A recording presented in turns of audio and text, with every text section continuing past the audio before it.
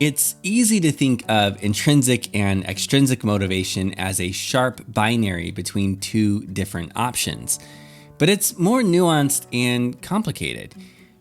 Deci and Ryan conceptualize motivation as this continuum from amotivation to extrinsic motivation and eventually to intrinsic motivation.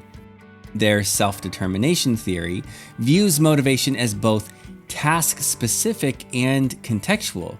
What this means is it varies depending on the situations and at different times.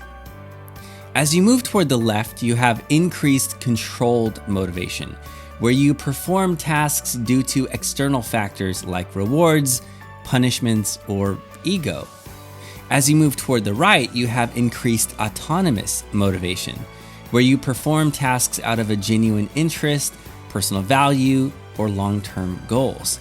Here, there is a higher degree of freedom and choice. So let's explore this continuum. At the far end, we have amotivation, where individuals feel no motivation at all. They see no link between their actions and the outcomes. Moving along the continuum, though, we encounter extrinsic motivation. And this starts with external regulation, where the motivation focuses on external factors like rules, regulations, punishments, and rewards like money or praise.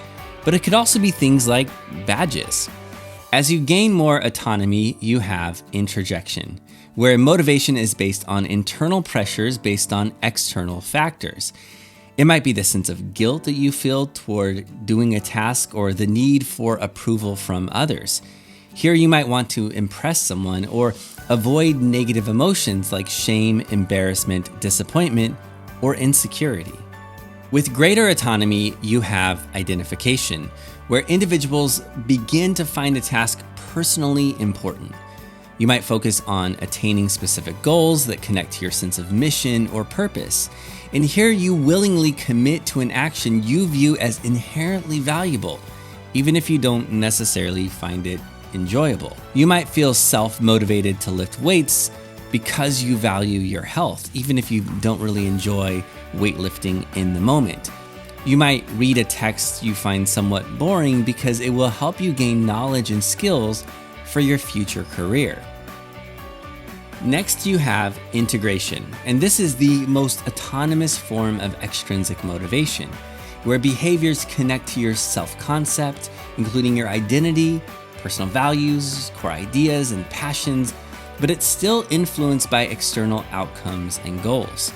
During integration, there is an alignment between your identity and the tasks you are accomplishing. And then finally, you have intrinsic motivation, where activities are done for their inherent satisfaction and enjoyment without any external rewards or pressures.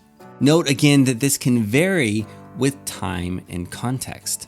But what does this look like? Well, let's consider an example of running. I want you to imagine someone named Kyle. During amotivation, he feels no desire to run. He finds it boring and painful, and as a kid, he used to dread running laps around the track as a punishment for talking. But then something happens. His doctor includes cardio as part of a plan to lower his blood pressure. On top of this, his employer is offering a financial reward and vacation time for anyone who will complete a half marathon.